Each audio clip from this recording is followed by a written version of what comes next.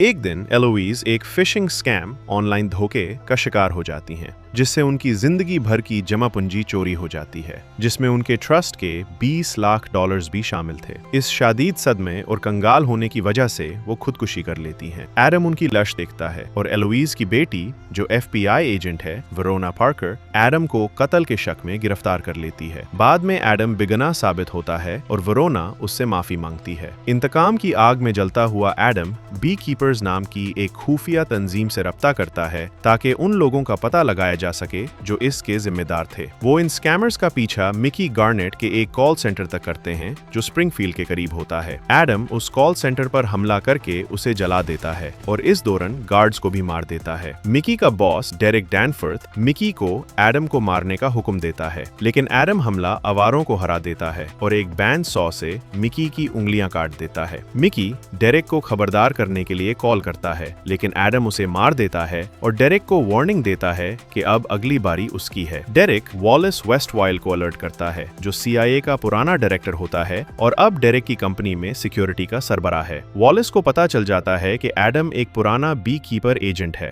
वो CIA को खबर करता है, जो एनिसेट नाम की एक मौजूदा एजेंट को एडम को मारने भेजती है। एनिसेट एडम पर हमला करती है, लेकिन एडम उसे मारकर उसकी उंगली काट लेता है। इसके बाद बी कीपर्स तंजीम इस मामले में खामोश हो जाती है, जिससे वॉलिस अकेला रह जाता है। एडम एनिसेट की कती हुई उंगली इस्तेमाल करके उनके कॉम्पाउंड में दाखिल होता है ताकि डेरिक के बड़े कॉल सेंटर का पता लगा सके। वेरोना और उसका पार्टनर मैट वाइली अंदाजा लगाते हैं कि एडम का अगला निशाना बॉस्टन का 9 स्टार यूनाइटेड सेंटर है, जहां से डेरिक के पूरी दुनिया के स्कैम कॉल सेंटर्स चलाए जाते हैं। वॉलिस एक ब्लैक ऑप्स टीम को इकट्ठा करता है और उन्हें बी कीपर्स के बारे में बताता है कि ये एक ऐसी इंतहाई खुफिया तंजीम है जो मुल्क की हिफाजत के लिए हुकूमत और कानून से भी ऊपर उठकर काम करती है। एडम वहां दाखिल होता है और FBI और सिक्योरिटी टीम्स के दरमियान होने वाली अफरा तफरी का फायदा उठाकर सबको ढेर कर देता है और मालूमात हासिल करता है। वेरोना और वाइली को पता चलता है कि डेरिक दरअसल अमेरिका की मौजूदा सदर प्रेसिडेंट जेसिका डैनफोर्थ का बेटा है।